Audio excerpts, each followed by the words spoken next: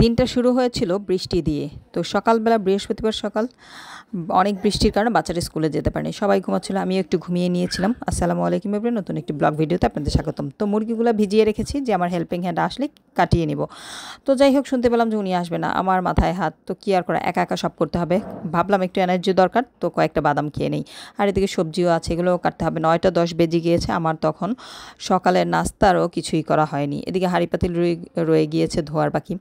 এদিকে মুরগিগুলো তারপর রেডি করে রাখলাম, সবজি রেডি করলাম, যেগুলো কাটাকাটি করবো আগে ধোয়াটা শেষ করে তারপর। আর এদিকে একটা ডিম সিদ্ধ দিয়ে নিলাম, এটাও আমি খাবো, আর আমার হাজব্যান্ডের জন্য চা বানাবো। আর তারপর আমি এদিকে চিরা, আম, দুধ এগুলো দিয়ে রেডি করলাম আমার নাস্তার জন্য। আর এদিকে ডালটা ধুয়ে নিলাম, সব কিছু রেডি করে যাতে আমার রান্নাটা তাড়াতাড়ি হয়। আর এদিকে আমার হাজব্যান্ডও ঘুম থেকে উঠে গিয়েছে, ওনাকে নাস্তা দিতে হবে। তো চিটাগাংয়ের মানুষ হিসেবে একটা সুবিধা পাই আমি, যে ওনার সকালের নাস্তায় তেমন কোনো প্যারা থাকে না। যদি 1 কাপ চা সাথে 2টা রুটি বা পরোটা যাই হোক না কেন হলেই হয়ে যায়। তো সেটাই করলাম, চা বসিয়ে দিলাম ওইদিকে। আর এদিকে সামনের রুমটার অবস্থা খুবই করুণ, বাচ্চা থাকলে যা হয় আর কি। ঘর এলোমেলো তো হবেই, দিনে যদি 100বার আপনি গুছিয়ে রাখেন তারপরেও দেখবেন আবার এলোমেলো। তো যাই হোক, তারপরে তো গোছাতে হবে, আমার আবার এলোমেলো থাকতে ভালো লাগে না। সো গুছিয়ে নিলাম সামনের জায়গাটা। আর আমার বাচ্চারা যেমন বাচ্চা, আমার হাজব্যান্ড হচ্ছে আরেক বাচ্চা। উনি রাতের বেলা প্যান্ট খুলে এইখানে সোফার ওপরেই রেখে দিয়েছে। তো মেয়েরা রেখেছে ওইখানে, আর মেয়ের বাবা রেখেছে এখানে, সবই বাচ্চা, বুঝতেই পারছেন। তাহলে আমি একা বুড়ো। তো এদিকে গোছানোর পর ভাবলাম কোন রুমটা গোছাবো, দেখি এই রুমে 2 মেয়ে ঘুমাচ্ছে, এই রুমে ছেলে ঘুমাচ্ছে। তো এখন আর ওগুলা গোছানো যাবে না। সো হাজব্যান্ডের জন্য নাস্তাটাই রেডি করে দিই। তারপর আর কি, এই রুটিগুলো ফ্রোজেন করা ছিল। আমার হেল্পিং হ্যান্ড মাঝে মাঝে এক্সট্রা কয়েকটা রুটি বানিয়ে ফ্রোজেন করে রাখে। তো আমার যেদিন সকালবেলা আর্লি কাজ থাকে বা আমার হাজব্যান্ডের কাজ থাকে, ওই দিন আমি সকালবেলা দেখা যায় ভেজে দিই এভাবেই, আর সাথে 1 কাপ চা। তো এইটাও একটা ভালো কাজ, আমার কাজটা একটু আর্লি হয়ে যায়। তারপর আর কি কাটাকাটি শুরু করে দিলাম। অনেকে তো দাঁড়িয়ে কাটতে ভালোবাসে বা চাকু দিয়ে কাটতে, বাট আমার কাছে বটি দিয়ে কাটতে কেন জানি খুব ভালো লাগে বসে।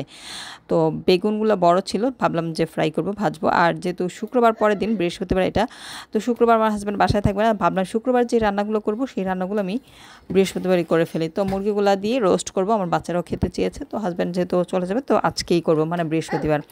তো তারপরে এই লাউ দিয়ে কী করবো, ডাল রান্না করবো। একটু সবজি না খেলে চলেই না, তো লাউ দিয়ে ডাল দিয়ে রান্না করব। লাউটা অনেক কচি ছিল, সেটাই আপনাদের দেখালাম। তো লাউ কাটার পর পেঁয়াজ কাটতে হবে, মানে যেদিন আমার হেল্পিং হ্যান্ড আসে না, দেখা যায় ওই দিন আমার কাজ অনেক বেড়ে যায়। এর আগে নর্মালি দেখা যায় উনি অনেকটা পেঁয়াজটা কেটে রেখে দেয়, তো আমার পরের দিন কাজ করতে সুবিধা হয়। কিন্তু এর আগের দিন উনি পেঁয়াজ কাটেনি, আর অল্পই কেটেছিল মেবি, আমার শেষ হয়ে গিয়েছে। সো আবার আমার কাটতে হচ্ছে। তো পেঁয়াজ কাটতে গিয়ে বটির এই মাথার মধ্যে একটা পেঁয়াজ গুজিয়ে দিয়েছিলাম। ছোটোবেলা অনেক সময় শুনতাম যে এইভাবে দিলে নাকি চোখে পানি আসে না বা চোখ জ্বলে না। তো আমিও সেটাই করি মাঝে মাঝে। মাঝে মাঝে মনে হয় যে কাজ হয়, মাঝে মাঝে কাজ হয় না। এটা আমার মেয়ে বারবার জিজ্ঞেস করছিল যে এটা কেন দিয়েছি। তো যাই হোক, পেঁয়াজ কাটা শেষ করে তারপর আমি মুরগিটা কেটে নেই। এদিকে আমার ছেলে উঠে গিয়েছে, আমার হাজব্যান্ডকে বললাম ওকে একটু সেরেলাক্স বানিয়ে খাইয়ে দিতে, তো যাতে একটু শর্টকাটে কাজটা শেষ হয়। তো কাটাকাটি শেষ করার পর ধোয়ার পালা। আর যতটুকু রান্না করব সেটা রেডি করতে হবে, আর যেটুকু ফ্রোজেন করব মানে ফ্রিজে রাখবো সেটাও রেডি করে রাখতে হবে।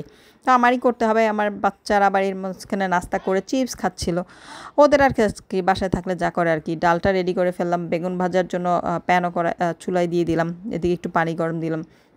তো বেগুন ভাজলাম, ওদিকে ডালের সব রেডি করে রাখলাম। এই প্যানটা আমার লাগবে এখন, দেখি এটার মধ্যে আচার বানিয়েছি আগের দিন, সেটা রয়ে গিয়েছে। তো সেটা রাখলাম। আর এদিকে পেঁয়াজ পেস্ট করলাম, বাদাম পেস্ট করলাম, আদা রসুন পেস্ট করলাম। মানে বললাম না, কাজ যেদিন থাকে মনে হচ্ছে কত কাজ। আর অনেকেই মনে করে, অনেকেই না, আমার হাজব্যান্ড বেশিরভাগ মনে করে যে আমাদের কোনো কাজই নেই। তো যাই হোক, রান্নাটা মোটামুটি হয়েছে। আর ব্লগে দেখি যে রান্না করতে গেলে চুলায় তাদের, মানে যারা রান্না করে, কুকিং করে, ভিডিও করে, তাদের রান্না করতে গেলে চুলার পারে তেমন জিনিসই থাকে না, হাতে কোনো কয়েকটা জিনিস থেকে কত সুন্দর করে করে নিট অ্যান্ড ক্লিন। কিন্তু আমরা কাজ করতে গেলে মনে হয় যে দুনিয়ার জিনিসপত্র নিয়ে তারপর কাজ শুরু করি। যাক, রান্না শেষ হয়েছে, এই তো দেখতেই পাচ্ছেন, অবশেষে শেষ করতে পারলাম। আর এদিকে একটু গুছিয়ে নিলাম, আর আমার হেল্পিং হ্যান্ডে ফোন দিয়ে বলে ওনাকে আনিয়ে তারপর ঘরটা একটু মুছিয়ে নিয়েছি। আর এদিকে বাইরে বৃষ্টি পড়ছে, আমিও গোসল করে নামাজ পড়ে তারপরে বাচ্চাদের খাবার দিয়েছি, বাচ্চারা খাচ্ছে। ওদের খাবার শেষ হলে আমি আর আমার হাজব্যান্ড খাবো ভাবছি আর কি। তো খাওয়া দাওয়া শেষ করে তারপর একটু ডার্ক চকলেট নিয়ে খেতে বসে পড়লাম এই জানালার পাশে। ভালো লাগলে অবশ্যই চ্যানেলটা সাবস্ক্রাইব করে লাইক কমেন্ট শেয়ার করবেন। আল্লাহ হাফেজ।